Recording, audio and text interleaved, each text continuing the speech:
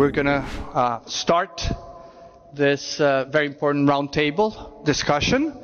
I want to thank everyone for joining us today in this second day of FIX. My name is Pablo Vieira. I am the Global Director of the NDC Partnership. The NDC Partnership is an international coalition that brings together more than 230 members to advance climate action at the country level.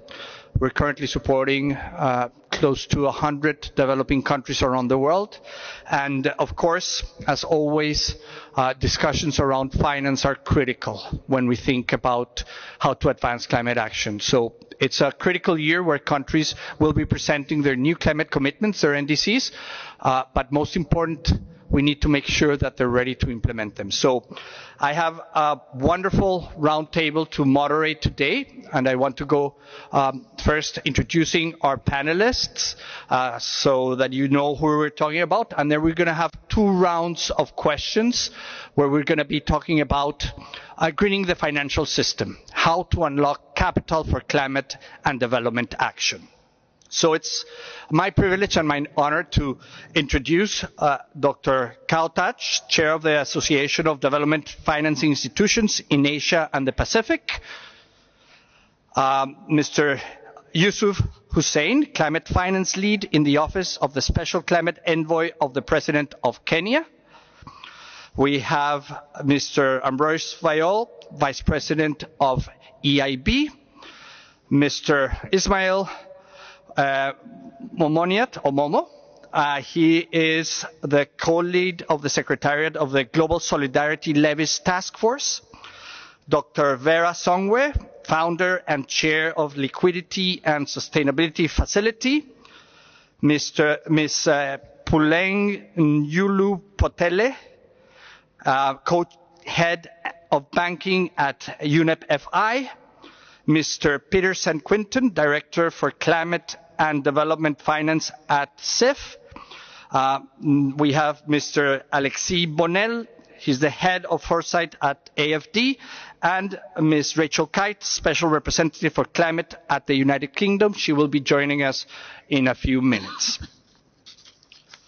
I am truly honored to welcome you to this high-level roundtable, and we're gathering here today during a pivotal moment for our planet and our future. The challenges posed by climate change are increasing every day at the same time that we are tackling parallel crises and increased complexities in the global landscape. To achieve the Sustainable Development Goals and the Paris Agreement targets, we must mobilize unprecedented levels of capital, a task that requires a new level of collaboration across a wide range of stakeholders and systemic transformation in our financial systems. The first global stocktake under the Paris Agreement highlighted the current gaps in climate ambition and action, and the fact that finance is a key enabler for driving low-carbon and climate-resilient development. The effective mobilization of finance will be the only way to unlock and to close this gap. Around $2.4 trillion in investments are needed per year by 2030 in emerging markets and developing countries outside of China for a just energy transition, adaptation and resilient action, loss and damage, and nature conservation and restoration. This represents a 4-fold increase from current levels. The good news is that not all investments needed are additional to existing developing needs. And there are strong co-benefits in climate-aligned energy, system infrastructure expansion, rural development, water access, and food security, amongst other areas to drive these transformations. Yet, available capital is limited and not flowing where it is most needed. Developing countries face complex and onerous requirements to access climate finance, including stringent procedures for project development and evaluation, and long decision-making and deployment timeframes. Private finance is not flowing at the speed and scale needed, given that most climate investments do not meet investors' risk-return requirements at this point. And while the use of blended finance shows promise, the availability and efficiency of concessional capital to mobilize private investments has been extremely limited. To mobilize finance at the speed and scale that we need, and redirect financial flows towards climate action, we will require a concerted and coordinated effort across multiple stakeholders and an integrated approach that boosts all sources of finance. And that is why this summit and this session in particular are so important. Today, we will learn from leaders and experts on innovative strategies and collaborative approaches to align financial flows towards climate action and sustainable development. We will explore efforts from countries driving ambitious climate action and from representatives from collaborative initiatives to green the financial sector and mobilize climate finance, including making finance work for climate, and an initiative supported by major public and private financial coalitions to promote a more strategic use of finance, including that handled by public development banks. The Greening Financial System program set up in 2021 by the European Investment Bank and Germany to help central banks and financial institutions focus on sustainability in contribution to global efforts of the NDC Partnership Readiness Support for Greening Central Banks initiative, and the Global Solidarity Levies Task Force launched at COP28 by President Ruto, President Macron, and Prime Minister Motley to bring together a coalition of the willing that are ready to implement one of several levies whose proceeds will be used for climate and development. The event will explore the transformational impact of deep collaboration across different stakeholders to finance the implementation of the Paris Agreement and the SDGs. So with this, let us start with the conversation today. Let me start with you, Yusuf.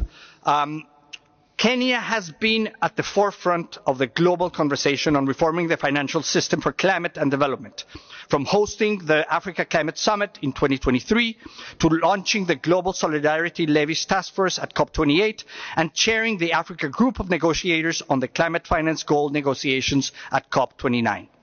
From Kenya's perspective, what action is now critical to ensure a fit-for-purpose financial system for the development and climate change that your country and in general developing countries face? Please, Yusuf. Thank you. Thank you, Pablo. I want to start by saying that I am honored to be part of this excellent panel and responding to your question on the financial reforms and the push Kenya had been leading among others, and the whole idea of hosting the climate summit with some leaders' declaration.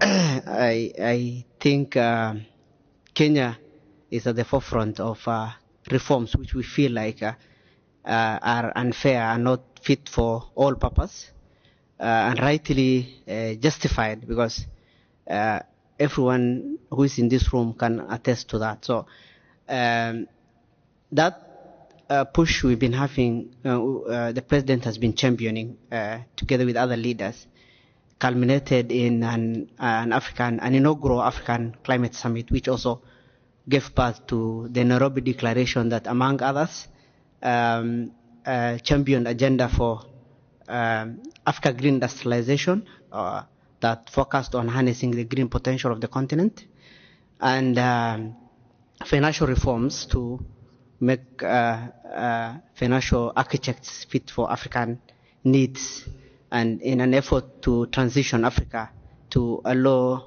climate resilience economy.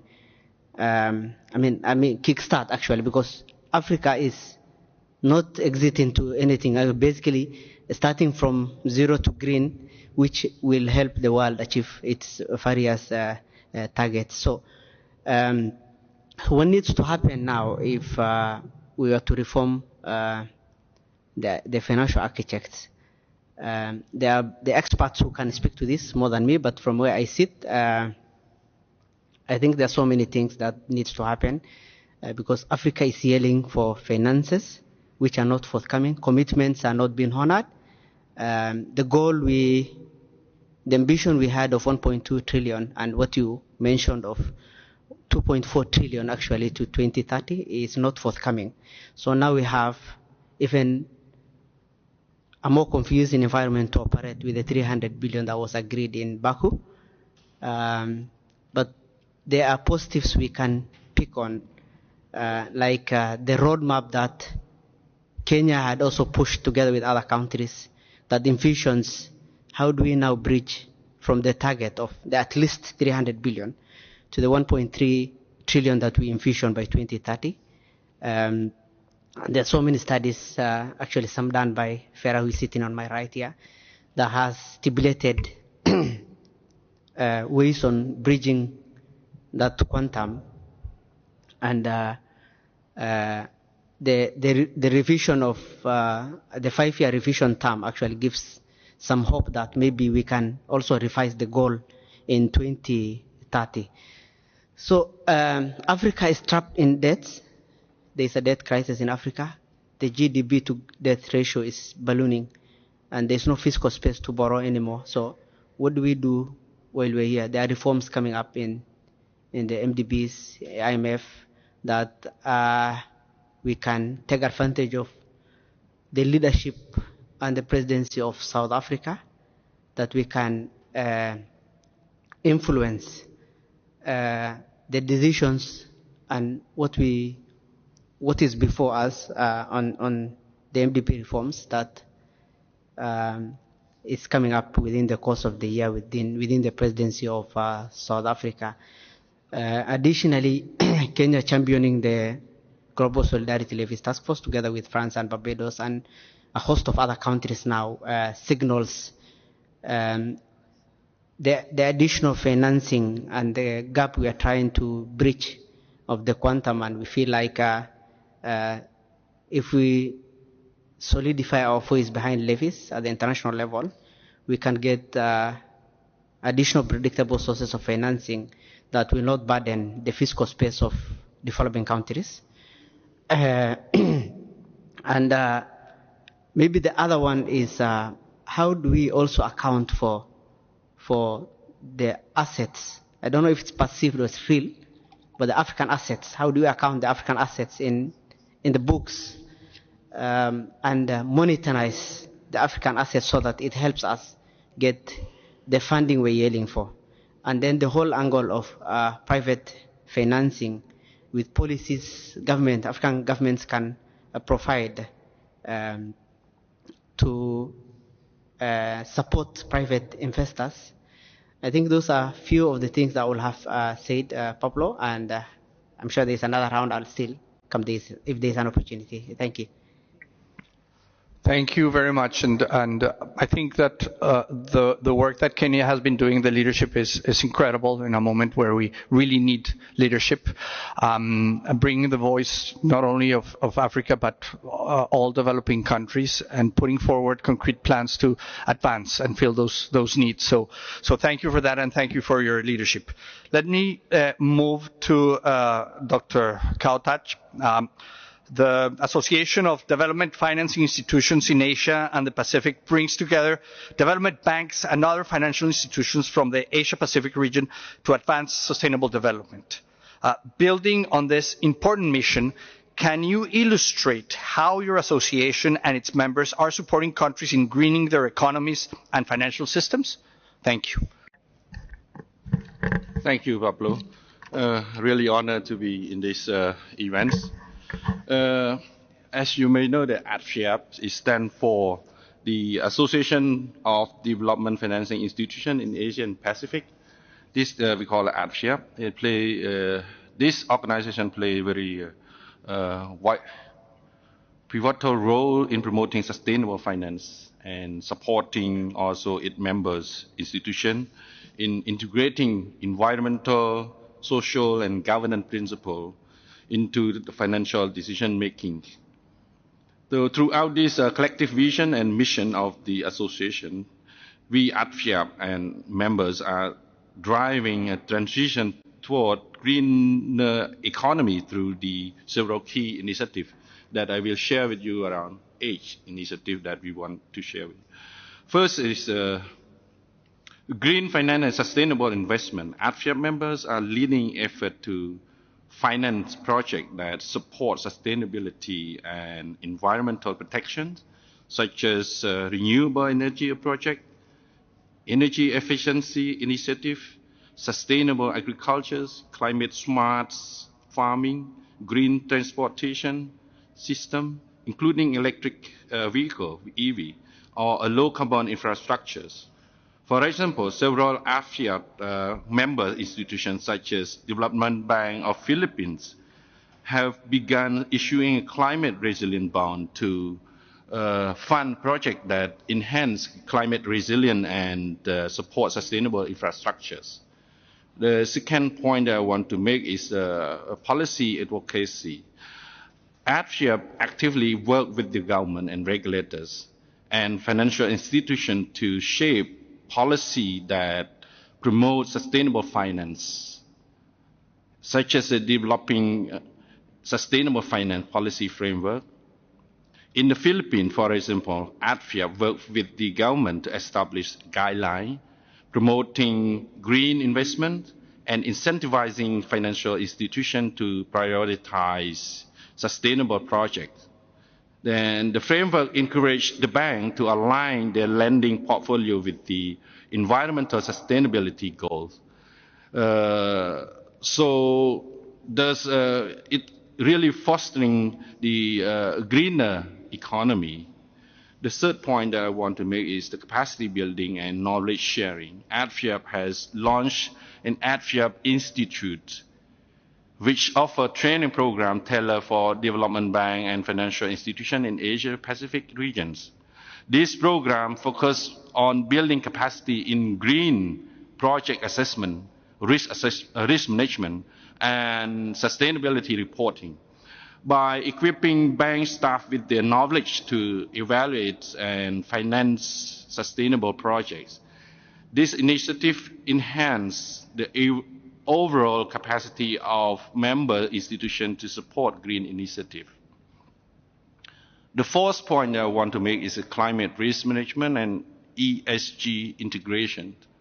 AFIAP support members in incorporating climate risk assessment, ESG framework into financial decision making by first is encouraging the adoption of climate related financial disclosure aligned with the TCFD, and second is developing risk assessment tool to evaluate environmental impact on investment, and the third one is to supporting the issuance of green bond and sustainability linked loan. The fifth point that I want to make is green SME financing and inclusive growth. By recognizing the role of small and medium enterprise in sustainability, AFIAP members provide a green loan and funding program for eco-friendly SME, and also support for circular economy initiative and waste management project. And also some others AFIAP member also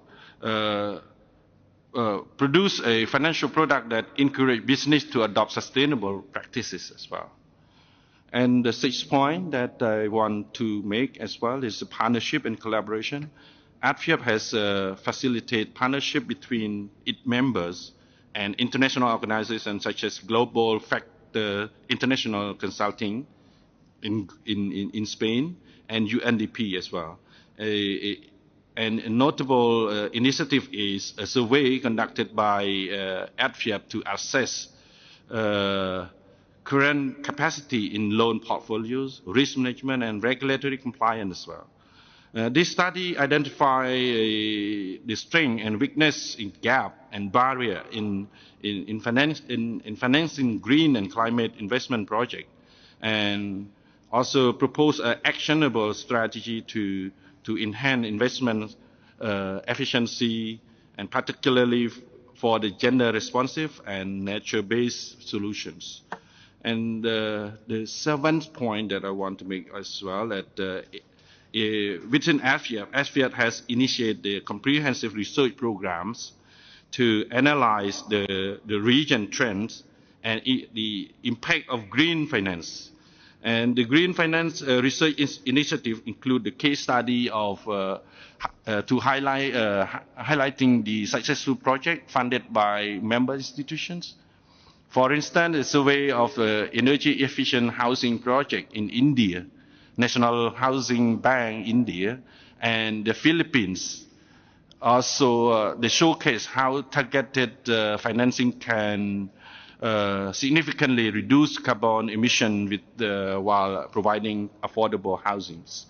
And the last point that I want to make is monitoring and response reporting. ADFIAPS has developed a environmental, social, and governance reporting framework and ESG scoring system as well that its members can adopt to enhance transparency in their sustainability efforts. For instance, the new rural bank of San Leonardo and the development bank of Kiribati are implementing ADFIAP Nets as a pilot institution where ESG is also part of framework. This initiative allows institutions to measure their impact, communicate progress to stakeholders, and encourage broader adoption of sustainability reporting, fostering the culture of accountability in sustainable finance as well. This is what the ADFIAP have done in the past and doing for its members in the future as well. Thank you for your floors. Thank you very much, and I very much appreciate the comprehensive approach. You need all these elements to come together if you're going to be successful, and being able to deliver not only products but also capacity, training, policy is fundamental if we are to succeed. So thank you very much for that comprehensive explanation. Let me move to you, Mr. Fayol. The European Investment Bank has positioned itself as the climate bank, and we're very, very proud to work closely together. Welcome, Ms. Kite. And the bank is actively supporting global sustainable development through several innovative financial solutions.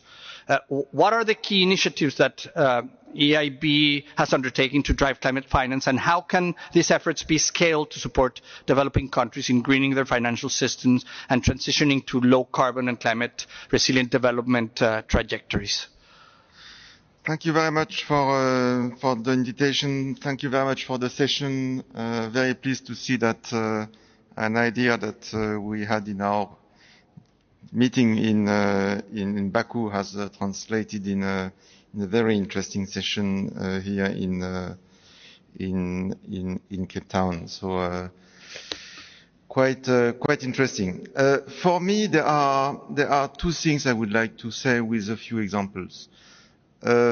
One, for a central bank, for a regulator, for financial institutions, climate is not only what you need to do, it is also a risk. And it has to be assessed as a risk. And this is not surprising to me that we have created an advisory group a few years ago to help us implement our climate bank roadmap.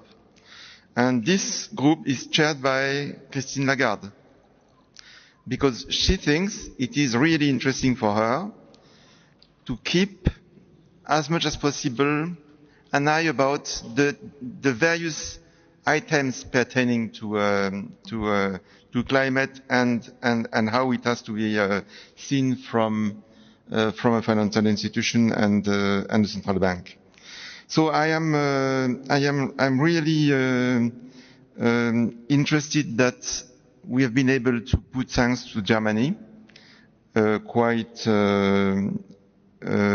ambitious program. This is called Greening Financial System, where we do two kind of things. One is helping central banks and regulators to develop initiatives, like in Kenya, the central bank has developed the country's first green finance taxonomy that is going to help the bank and clients to understand how to classify activities as green. And We know that this is something that ultimately is going to increase climate-related investments because you speak about the same language, basically, about what is green.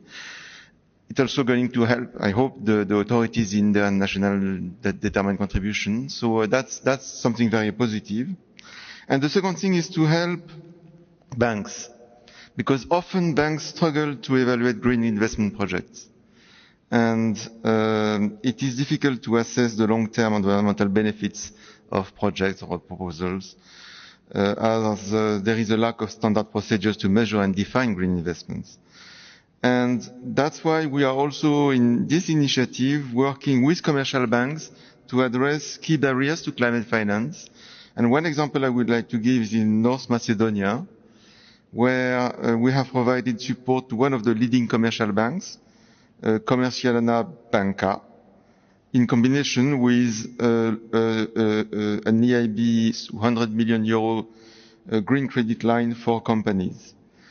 And this has already yielded concrete results with one of their clients that I'm not going to say the name, because not because it is secret, because I would make it very, very poorly, has received a green loan from this Komercijalna Banka, and that has used it to install a photovoltaic power plant on their premises. So that's why I think this question about we need to scale up investments in green finance. We need to do that, and if I may say so, it is even more important today to say that we need to stay the course and develop green projects as much as possible, and that's why I'm very pleased that this session takes place. Thank you very much. Thank you for the strong collaboration and for highlighting the importance of the regulators in this whole effort, and of course commercial banks, and how everyone really needs support and to be part of the conversation. Let me move to Dr. Songwe. You are the founder and chair of the Liquidity and Sustainability Facility and co-chair of the International High-Level Expert Group on Climate Finance. So, from your perspective, what are key success factors for countries to mobilize more public, more private financing for climate action to drive effectively sustainable development? Thank you. Thank you. Good afternoon. This is one of the last sessions in the end of a long day, so thank everybody for coming. Let me thank the organizers, Sabine, yourself, and of course the FIX and South Africa for hosting us. I just want to take maybe a step back and build a little bit on what Ambroise was saying. We're talking about sort of greening the financial systems and unlocking capital for development. And exactly as Ambroise said, the reason why we need to worry about sort of greening the financial system is because we are worried about financial stability, because if we don't have financial stability, the rest of the system unravels and we can do nothing else. And I think we have seen that in 2008 when we got the big crisis. And of course, for price stability, again, we've just come out of a long period of inflation where a lot of the developing economies saw, prices increase by about 40%, and then essentially nobody's thinking about climate, right? We're just trying to survive. So, and these two roles are sort of fundamentally the roles of our central banks and of our financial system. So once we have sort of guaranteed financial stability and price stability, then we can actually begin to talk about development and how climate fits. But the two things are linked, because in some sense, if we cannot, incorporate and internalize climate into our financial sectors, then we are exposing ourselves to huge, transition and fiscal risk, which end up with volatility in prices. And I give the example, of course, when, in East Africa, what we are seeing, or even let me take a good example, maybe if you come from Cote d'Ivoire, Ghana, Cameroon, or Nigeria, cocoa prices are off the roof. That is because of bad weather in Latin America. And so essentially, this can sort of move markets, it can move systems, it can move processes. But what we want is to see better stability and make sure that these issues are treated in a better way. So it is fundamentally important, the concept of greening the financial system. Of course, African countries, we are not systemically important. Our banks are not, maybe South Africa, Egypt to some extent, and Morocco, but most of them are not. But in each of these countries, the largest 3 banks are extremely important because they are all exposed to the agricultural sector. And so we must, this conversation, and I want to thank Sabine and the NGFS for sort of, trying to bring the conversation to low and middle income country economies, because it is actually also important for them and for their financial and banking sectors to begin to see how you green the system, to begin to see, we are now seeing the whole sort of insurance world sort of going upside down. And it's just when farmers in the developing world are beginning to buy insurance has become very onerous, almost prohibitive because of weather changes, which then impact on prices and the systems. So there's a direct loop from the financial sector to the real sector to growth and development and climate and development, as we're talking about, and we need to look at that. Now, there's a couple of things that we could do in terms of how to move forward, and hopefully that under the South African G20, some of these things that we've been talking about in terms of what are some of the policies that need to be changed to make greening the financial systems slightly easier and slightly more amenable. And the first one is on the disclosure side. Under the Basel agreements, Pillar 3 is about disclosures, and NGFS has been working a lot on this. And for a long time, we haven't succeeded in agreeing on a global sort of interoperable, comparable standard. And I think that there is maybe space to be able to sort of design a process in Kenya, and maybe the process, so it's not deregulation, it's smart regulation. Maybe what we do is we get to a place where we're doing disclosures such that Kenya can disclose and Germany can disclose, but more or less in the same spaces, and that we build up. Today we have disclosures that are so onerous that the banking system in Kenya will never be able to meet those standards, and so they fall out. But this is important because further down the road, for scope 1, 2, and 3, you have to report on the disclosures of your supply chain. And so for many developing countries, if they cannot comply with disclosures in advanced economies, we get cut off of the supply chain. And this means that, development gets killed. And so again, I'm trying to make the link between some of the regulation in the financial system, the disclosure processes, and how that affects our development supply chain. Second thing, and I'm very, very happy for those of you who were in the room yesterday, because the governor of the Central Bank of France spoke about this, is that there are some regulations in the system that are impeding capital from going to emerging and developing economies. And I'll just cite 2 very quickly. The first one is around guarantees. Right now, guarantees are treated as a derivative, and so as a very risky instrument under the Basel regulation. And so even as we in the international system continue to call for more guarantees to the MDBs and the NDBs so that we can de-risk and bring down the cost of capital for many projects, from the Basel perspective, the use of guarantees calls for more capital requirements because they're more risky. And these are NDB guarantees from our shareholders at the AAA.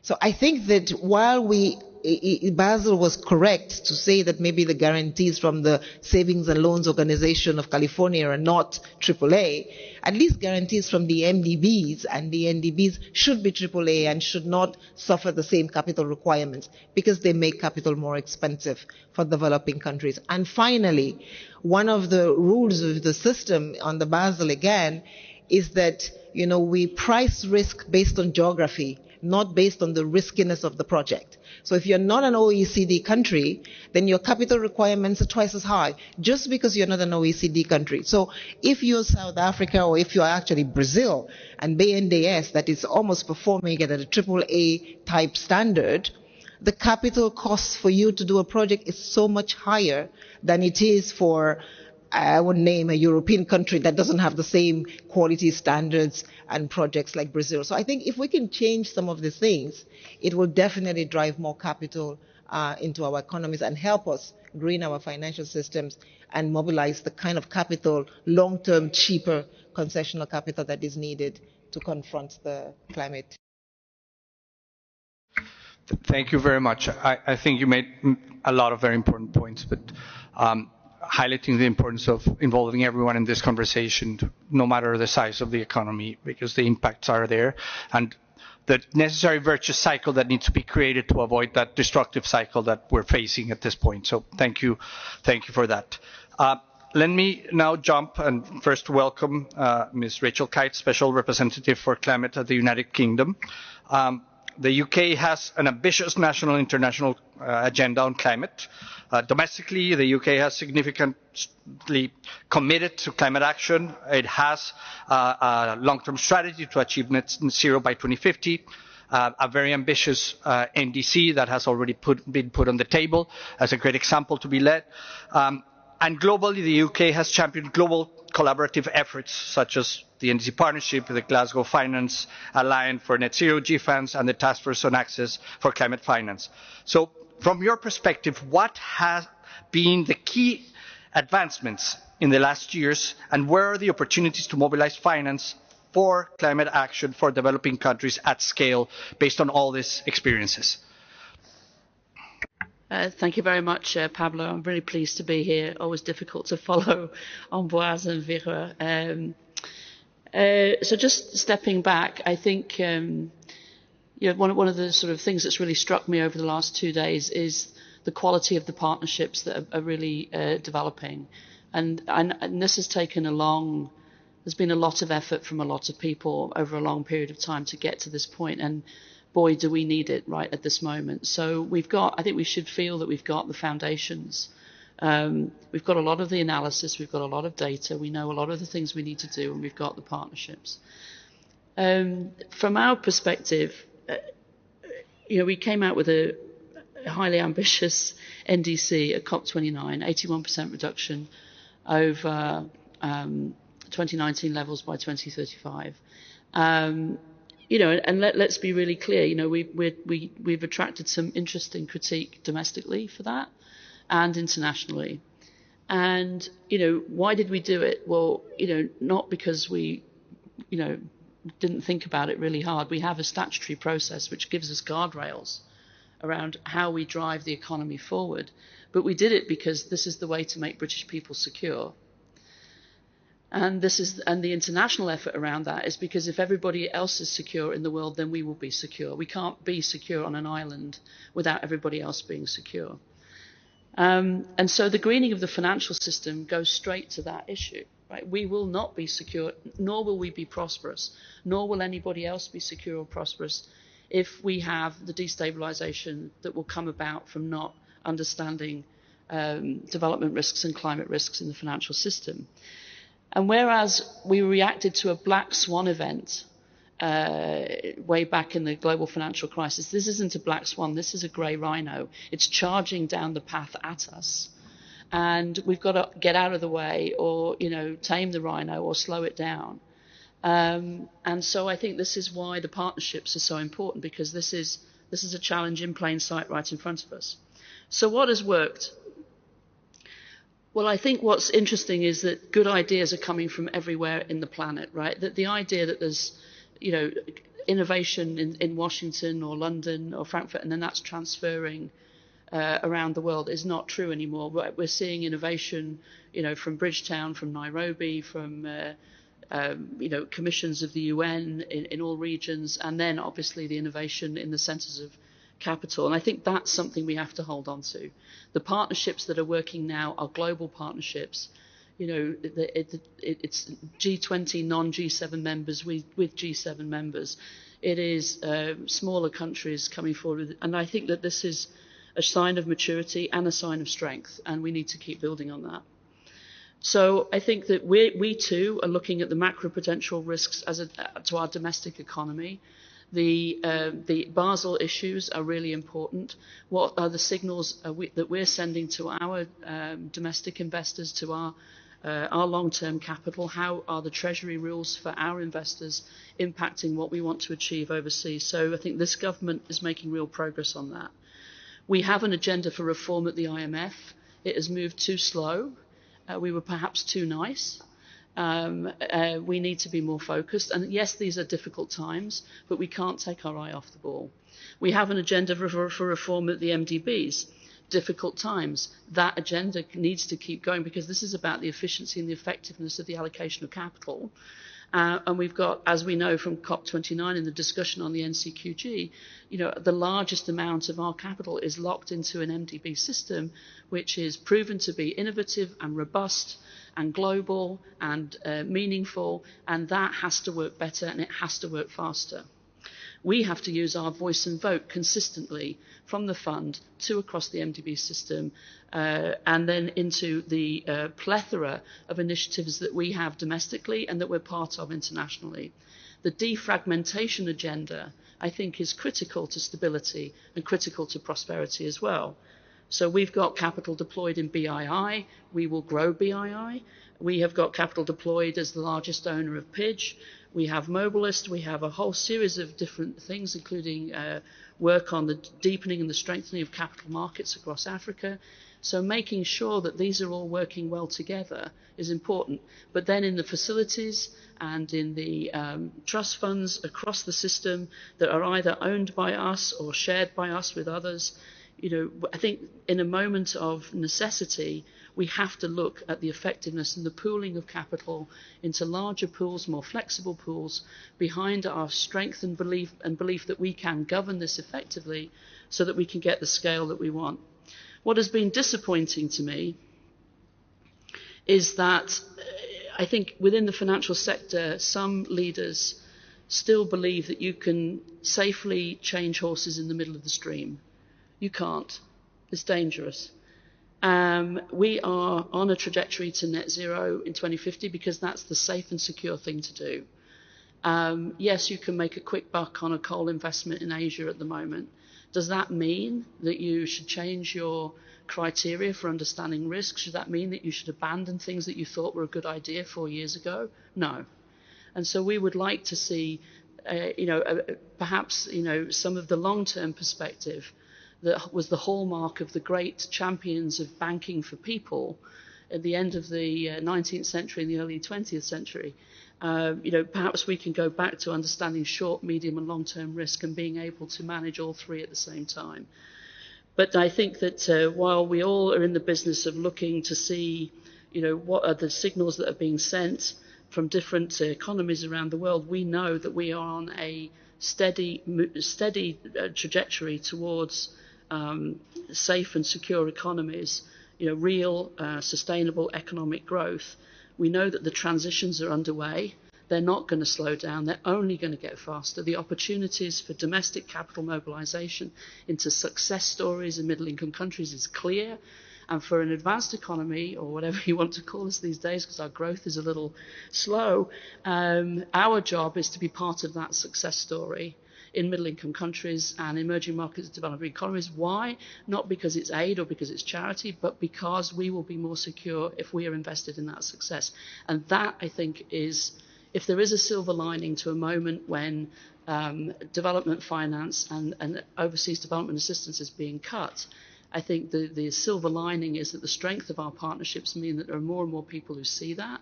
We've got more and more experience of targeting and blending finance so that we can achieve that. And I believe that while I would like this to be a different moment in terms of the capital that we're putting at risk from our public finance, that the partnership between the public and the private is at a point where we can actually start to achieve more. If we listen to the countries that need our investment, and if we are prepared to take a long-term, decadal or generational view around what it's going to take for some countries to be able to move through their transitions. we're long past the point of 3 years, 5 years. But that is not patient capital. My final thing is to philanthropy. Philanthropy can be truly patient. When philanthropy is patient, it can change the world. It has done so for women and girls in the 80s and 70s. It's done so in the field of sustainable development in the early 2000s. But it has to be patient. And while it might be difficult to be a philanthropist right now with your head above the parapet, we really need philanthropy to be truly patient. Thank you. Thank you very much. And I think, again, a lot of important points, but the point that when we talk about partnerships, there's rules about effective partnerships. Truly global, open, transparent. We're listening to everyone. Everyone has a value in them. That's fundamental. And creating those will drive true action and true sustainable development and a secure future for all, which, as you said, at the end of the day, that's where we need to go, and it's not a hard sell. It shouldn't be. So fundamental to continue working hard and driving that, and thank you for the leadership of the UK, both in its action on the ground, in country, and then the support that you're providing around the world. Let me jump now to Mr. Momo. The Global Solidarity Levy Task Force was launched at COP28 by France, Kenya, and Barbados, and now has the support of 17 countries. It is quickly growing to be one of the most promising areas of raising debt-free finance for climate and development. So you are the co-lead of the Secretariat alongside Laurence Toubiana, one of the architects of the Paris Agreement. Can you tell us more about the opportunity for solidarity levies to contribute to closing the development and climate finance gap immediately?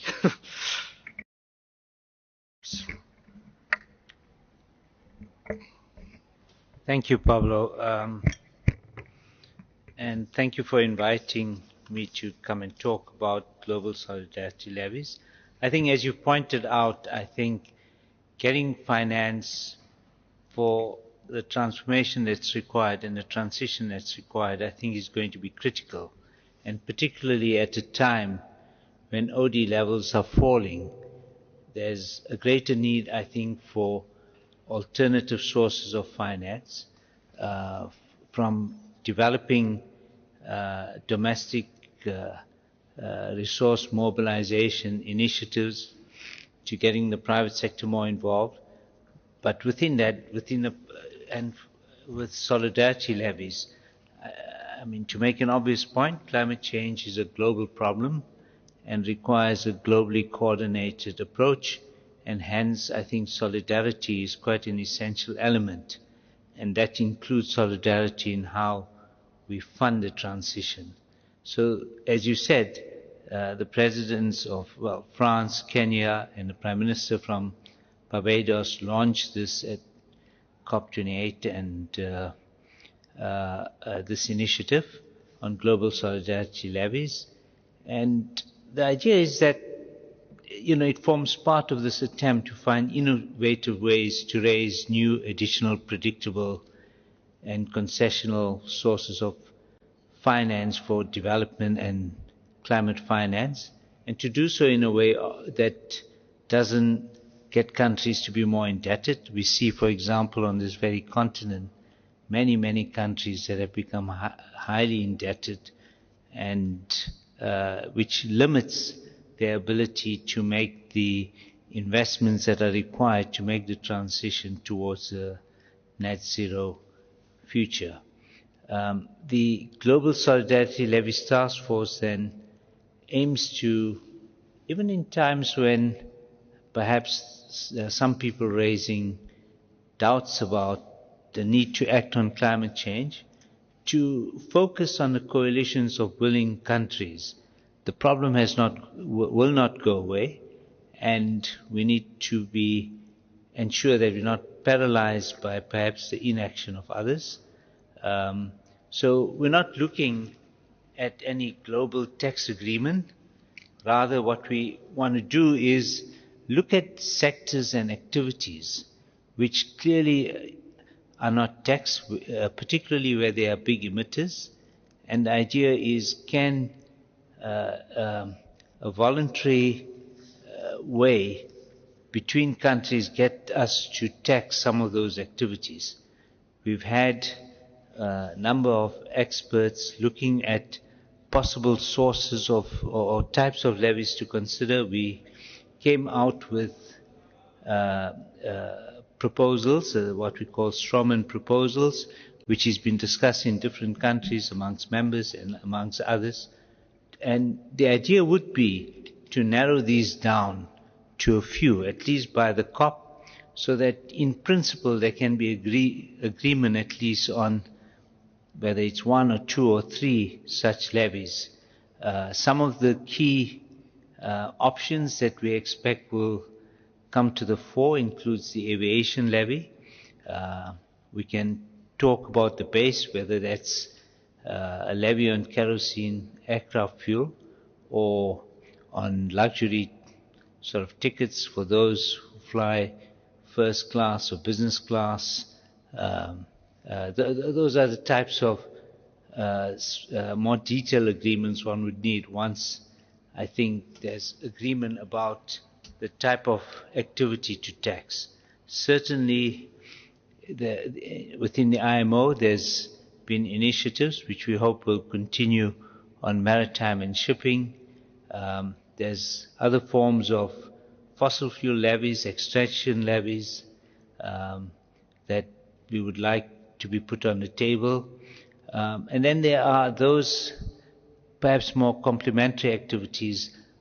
Is there scope for financial transactions levy? Is there scope for wealth tax? All options are on the table. We have a unique and difficult challenge, and I think we shouldn't shy from looking at all options. But I think the critical issue, though, is to knuckle these down very quickly, as I said, to two or three, so that we can work towards both the Seville conference and COP and get agreement on at least a high level on the type of levies that we would like to consider. Most of the current options are not new, they've been around, and I think one possible route would be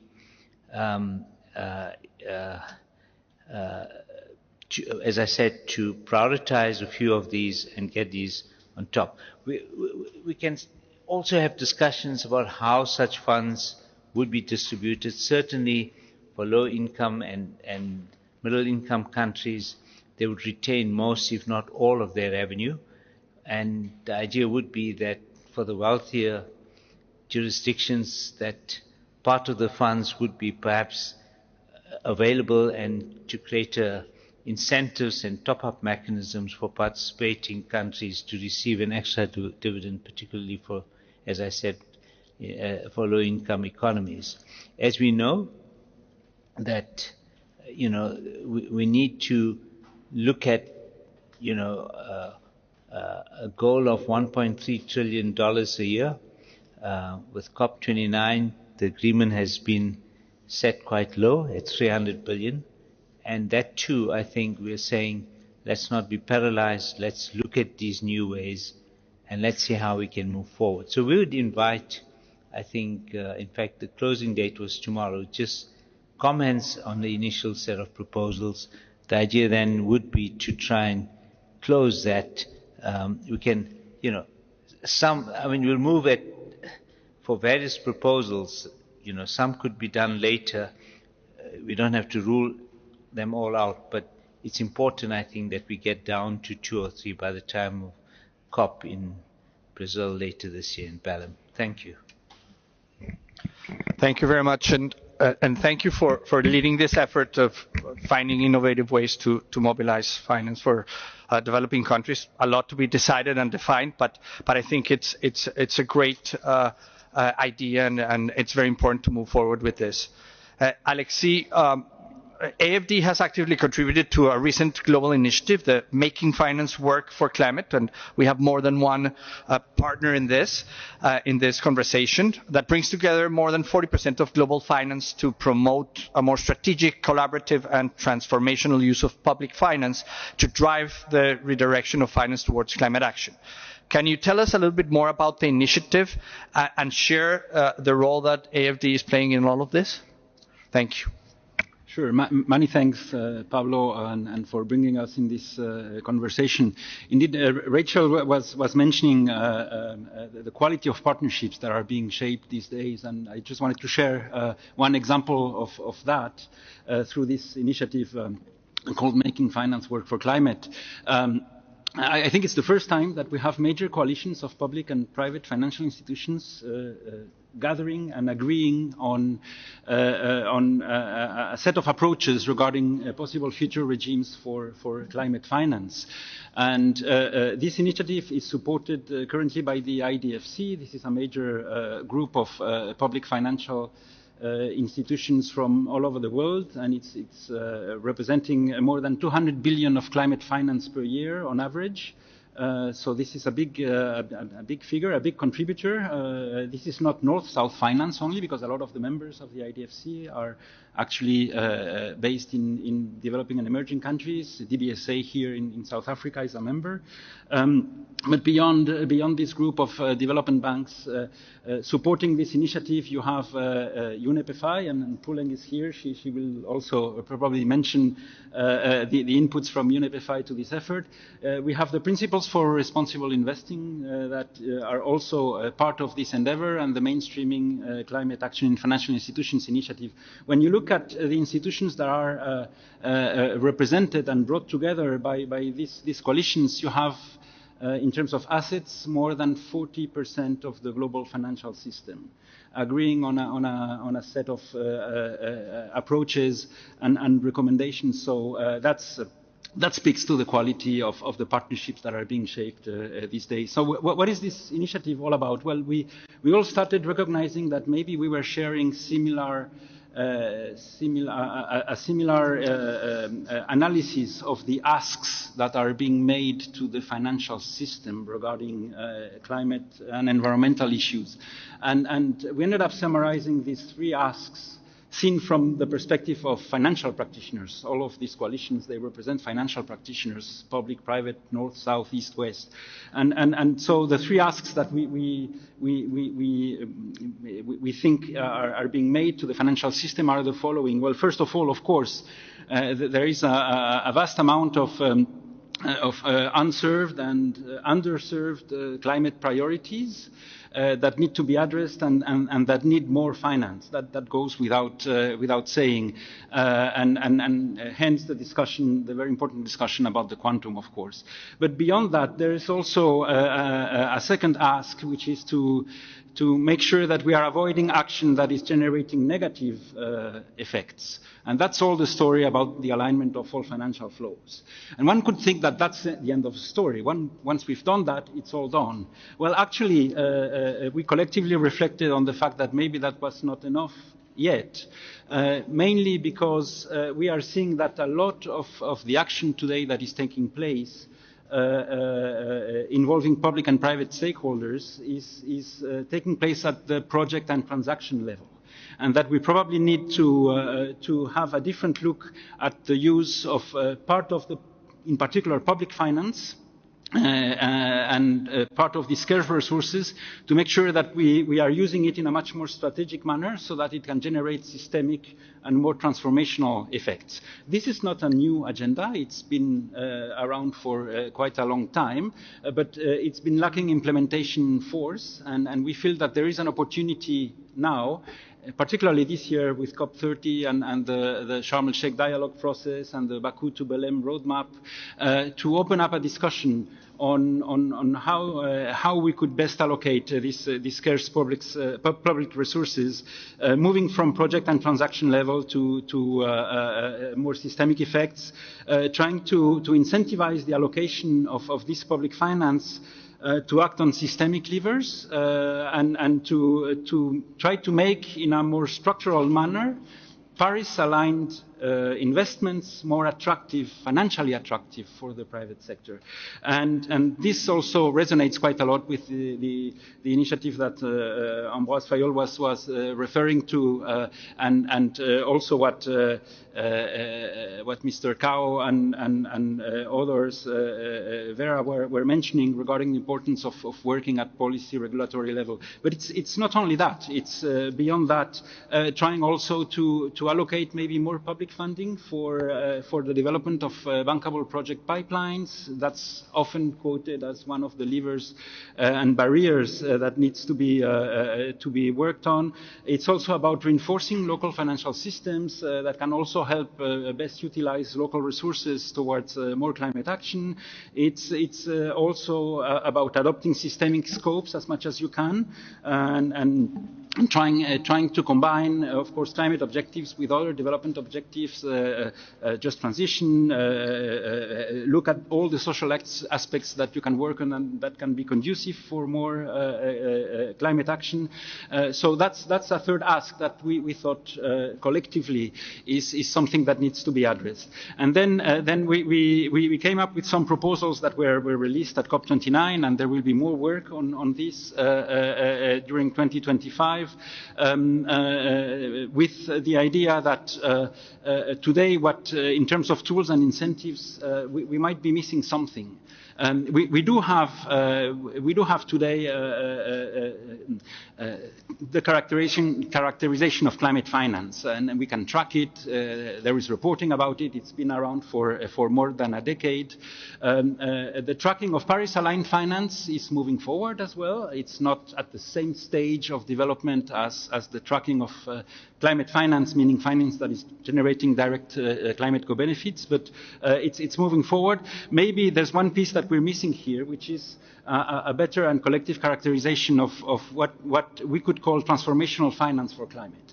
And how can we characterize and therefore incentivize the allocation of some part of the public finance that we have so that it can generate the systemic effects that we were talking about, and make sure that maybe sometimes, instead of allocating public finance to direct de-risking of a very specific operation, which is very good, but the impact is limited to the perimeter of the project that you have de-risked, maybe part of this money could have more impact if you allocate it to build capacities on policy making, on regulatory mechanisms, and others.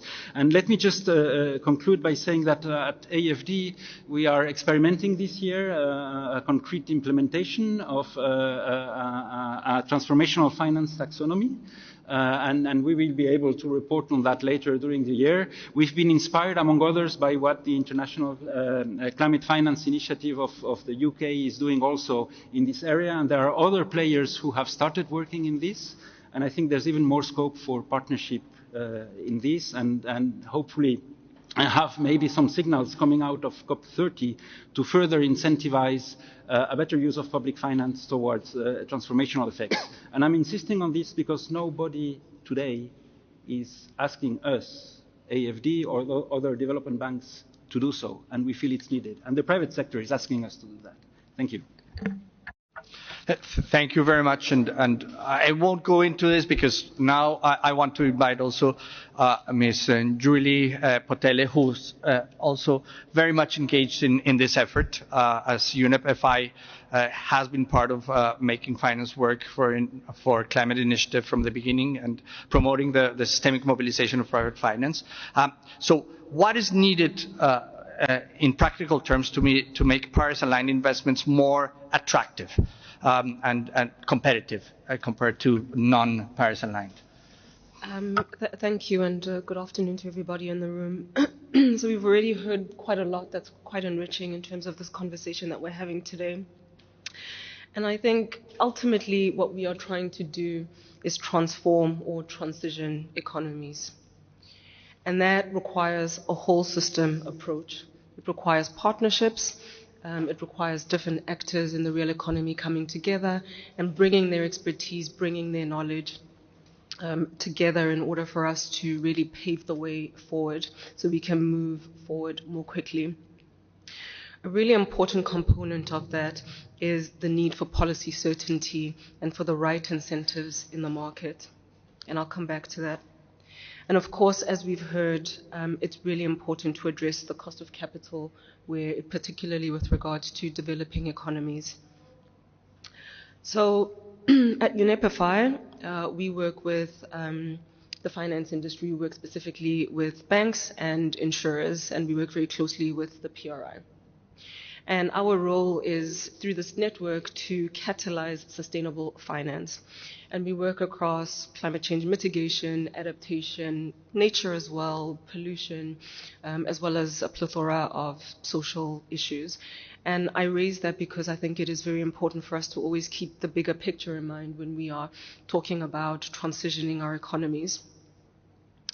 So it made sense for us, as I've described the role and the mandate of UNEP-FI, to be part of the initiative that Alexi mentioned earlier on, the Making Finance Work for Climate initiative, that really is bringing together private finance and public finance from emerging and developing economies, and it's unique in that way. And it brings together a lot of expertise in one place. And the aim is to take this whole system approach to, how do we actually advance Paris-aligned finance, with the aim of, really maximizing the mobilization of finance, using that finance strategically and using it in the most effective ways that we can.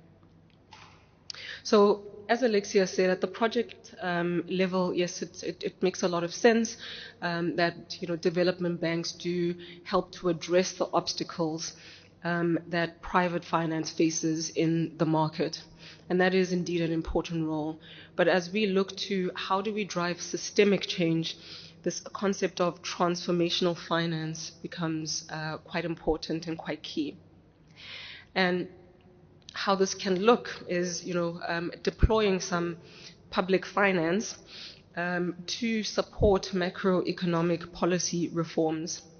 So, for example, through carbon tax and or energy efficiency standards. So really adjusting or shifting demand in the market, shifting behaviors in the market at that systemic level, which then helps to drive the right demand in the market and shift that capital in very substantial ways.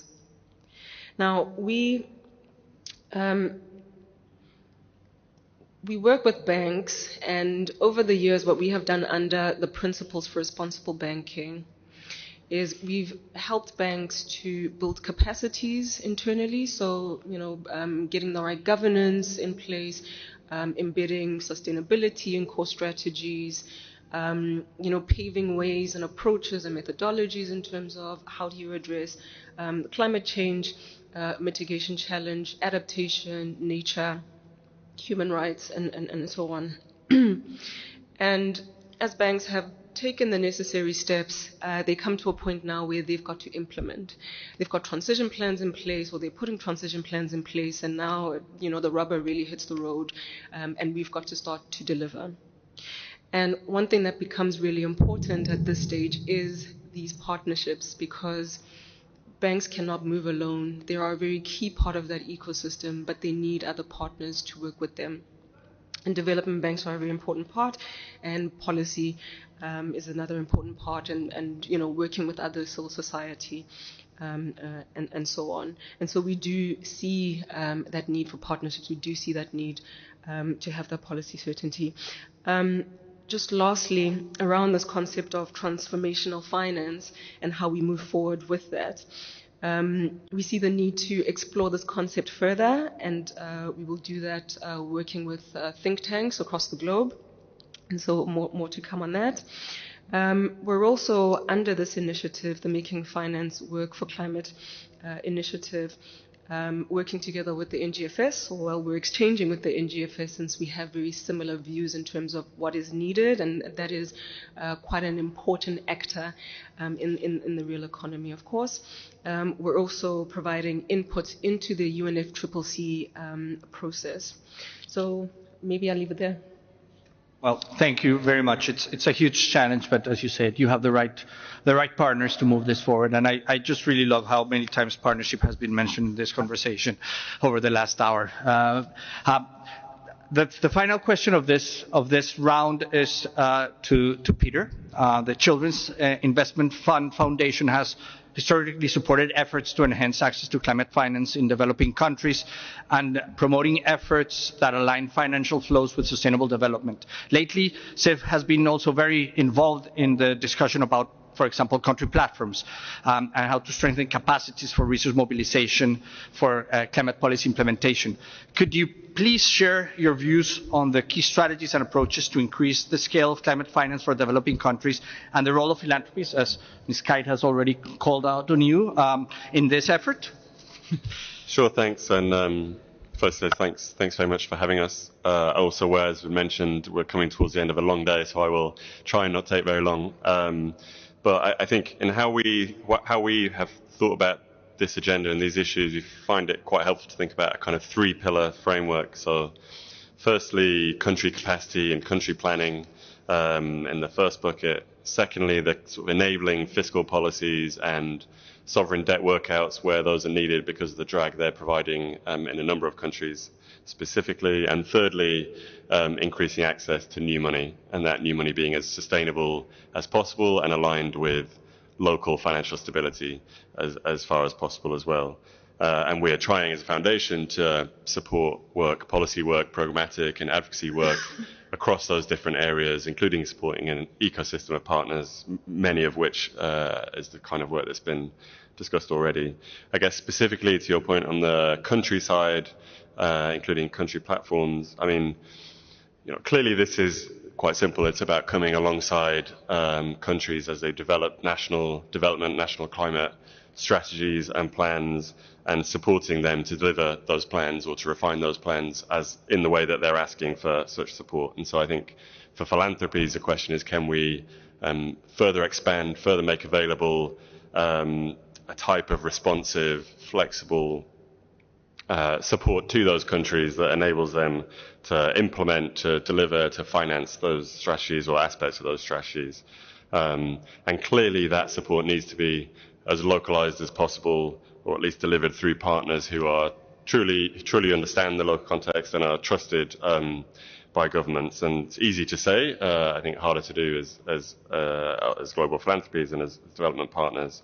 For us, our involvement in this kind of agenda on the country platform side goes back to work with South Africa many years ago through our re-granting partner, African Climate Foundation, which is based in South Africa and has been supporting the South African government for quite a while now on iterating its settlement and strategy on greening its energy sector. And the key point is that has been long-term and it's evolved. And so the ability of at least the ACF to partner over that long term has been critical to that support. And so the challenge is, how do we replicate that kind of support in many more places? Again, as a philanthropy, I mentioned ACF. We also support the V20, so the Climate Vulnerable Forum of Finance Ministers, who, is an entity owned by its member countries, 70 or so member countries, and the Secretariat there is, again, looking to provide that capacity support to its member countries. And again, as a philanthropy, hopefully that's something we will continue to help them build. Clearly, it's about partnering with a number of actors, with bilateral partners, with multilateral partners. Bilaterals have a good history in that kind of flexible, responsive country support of the last sort of 15, 20 years, but philanthropies clearly need to also step in there and do so in a patient way as possible. So we're thinking through how we can expand that, how we can work with other philanthropies to expand how we provide that assistance. But I think that's the critical country-led, country planning part of the strategy. Thank you very much for that, and thank you for this effort and an invitation to continue integrating into the different partnerships that are already working on the ground, the different work that is being done, because there could be a big difference that you guys can make. So thank you for that. So we have very little time, so I have a challenge for all of you, which is in one sentence, one term, to tell everyone what you see in the next 5 to 10 years as the most critical element of greening the financial system. But while you think that, I want to give the floor to Mr. Fayol, who wants to make an invitation or a challenge or... Thank you, and that will allow me not to answer your question also, which is good. We have, the initiative Greening the Financial System is really working well. We have high demand from central bank and from other financial institutions. The problem is the resources are not necessarily there. And that's why I just want to say that we are with our existing donor, which is Germany. So with the Germans, we are going to pitch for additional funding at the pitching zone tomorrow morning from 8:30. So please come, listen, and be convinced. Thank you. Okay, an invitation to Shark Tank. Thank you for that. So I'll go around this way again, very quickly, please. In one sentence, what do you feel is the most critical element of greening the financial system over the next 5 to 10 years? Okay, I think the issue is how do we get the funding given the demands that we face on climate change? And I think I've presented from my side just one mechanism. I think the issue is, and to get back to the theme you pose on partnerships, that one needs all to come. So it's not just the mechanism we have, but building capability to build their own domestic capability to raise revenue in different countries, to getting the private sector to come in, carbon markets, and doing this sooner rather than later. I don't think we can wait 5 years, but we need to take 6 significant steps over the next year until COP, I would say. Thank you. That is a big challenge. So I agree with you, Mr. Mamoniat, and I'll just build on what you've said. The finance that is there, we need to make sure that we can deploy it. And the only way that we can do that is if we make sure that we are creating an enabling environment that enables the finance to flow. In addition to obviously looking at other channels where we can find finance. So I think it's about getting that enabling environment right. And that is done then through an ecosystem of activities that really rests on partnership and exploiting the expertise from different actors in the market. Let me leave it there. I think I'd add to that with, on the sovereign debt side, it's been about a decade or so since any significant reform to sort of Eurobond templates, standard Eurobonds, and so the opportunity to really now move on improving the resilience of Eurobond instruments with debt pause clauses, including for climate in particular, and other features. I think the opportunity is there now to really see those be applied into actual issuances and standard templates.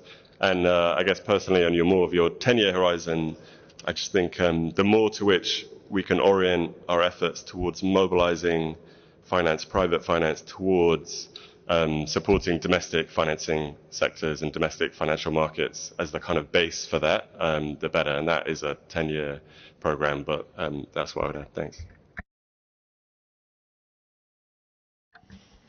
Well, we can say that the financial system is a complex system, and we might all agree that we need to change it. So it could help to have a look at what complex system change theories tell us about where are the main levers, and there are 3 levers basically. When you look at the literature, one of them is linked to changing norms, tools, instruments. This is the easiest lever, but if you act only on that one, there's not a lot of change happening. You need to also look at another lever, which is look at the way the system functions, the different part of the system, how they relate to each other. And I think finance in common is a good example of how we are trying to work on these issues. And there's a third lever, which is the one that has the maximum effect on system change, which is to collectively agree on a vision and a paradigm shift that we all need. And when hearing here the panel, I think that slowly but surely we're getting to something that is getting together and potentially a new narrative. So acting on all levers is needed. Not all of them have the same effect, but that's what theory of change tells us and could inspire us. Thank you.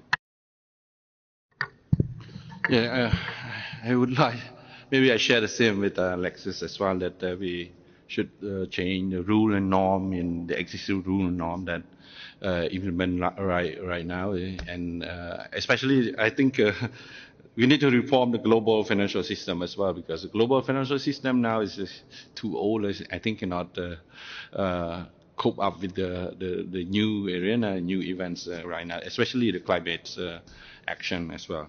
And at the same time, I think another one is a blended finance. We need to expand more on these areas that we can unlock more capital for the climate action as well. I know that blended finances have many forms, different, but in my view is that we need to have the cooperation between the public bank and private bank together, and we need to multiply the fund into the sector, especially to the climate action. Thanks. Thank you. I think I will start with building on the partnership. I think this is a very positive partnership, but also on the front of the reforms, I think there are positives we can hang on, and together with France, Colombia, and Germany, we have commissioned an expert group to look at the nexus between that climate and nature. The final report is going to be launched, and those are some of the things that we really need to see adopted through the structures of the G20 and take advantage of South Africa's leadership and the upcoming reforms to influence on the experts level opinion.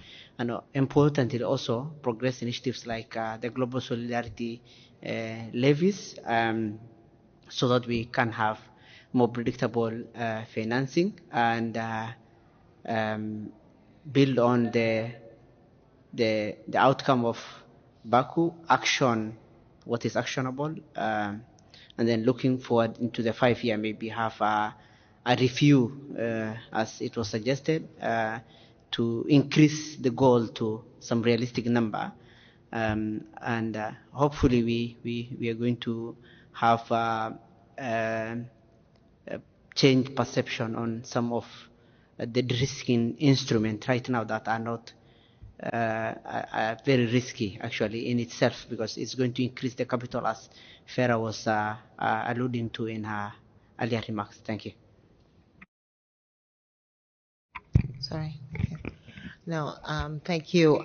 I think for me it will be maybe high integrity compliance markets, that we can develop high integrity compliance markets which reduce risk and help countries to raise domestic capital so that they can actually use this domestic capital. I think we keep talking about the fact that borrowing your own currency, using your own resources is much more effective. And this is probably the 0.01 stack of de-risking, leveraging, is your own money, your own capital that you can deploy on your own NDCs in a country-led manner that is owned globally. So that will really be, if we can sort of increase the compliance carbon market intake of resources, and spend some of those resources funding national public development banks that can help stimulate, better investments, be the sort of first loss risk takers in helping in the transition. I think one way will be reducing the cost of capital, building more ownership so that partners can come in front, and hopefully accelerating the transition to a better, cleaner environment. Thank you. Yeah, still. I in very, very briefly, because all the points that have been made are very relevant. I am personally simpler. I would say if we stay the course, I would be very happy. I see I mean, everything I see about as if climate change would be a fashion, that is not the flavor of the month anymore. I find that completely terrifying, and I see the impact it has not only on the political world, but the impact it has on financing. Well, I agree with that. So I was thinking of some things which begin with S, some things begin with D, some things begin with R, and I realised that's SDR, and I'm not sure that's... Anyway, there you go. So I think being smart... first of all, I like that you asked in the next 5 years, not the next 15, and thank you. So I think we have to be smart in these turbulent times. Success breeds success. And so, you know, every one of our success stories will breed confidence. To get to scale, we've got to standardize, and we've got to do sensible things. And we can do that with determination, quietly. And the second one is, so I think we have to diversify our sources of revenue and investment. We have to defragment all of the sources of support. The transaction cost is just far too high. We're going to have to deliver impact with all of that diversification and that defragmentation. And then fundamentally, it's about addressing debt so that domestic capital will be freed. And then on the R is the reform of the system, which is fundamentally unfair as well as being unfit for purpose. And you know, normally large reforms come at moments of seismic turbulence, so we shouldn't be afraid. And then I think the final thing I wanted to say is that resilience is something that every country needs now. It is forcing a fundamental rethink of the balance sheets of all countries, however developed they are classified as within the international system. And it is time to think about a new way of counting what it means to be resilient and how we invest in that. Well, thank you very much, all of you. I will not try to summarize or bring everything together. It was too much, too rich, but I would say that clearly we need a diversity of solutions. We need innovative approaches. We need the leadership, the commitment, and the bravery of everyone that is here and beyond. And we need to do it through a level of collaboration and collective action that we've never done before. And we see great examples of that, but we need to bring more inside. I will just close with a point that Vera made in her first intervention. No?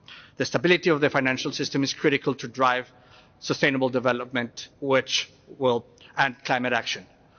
But the global impact of climate action will make that unstable if we don't act. So if we don't have a financial system that is fit for purpose, then we will never reach that stability and we will never reach the development that is needed. So we need to turn around from the very scary situation to a virtuous cycle that will drive sustainable development through a stable financial system. So thank you, everyone. I want to invite everyone here.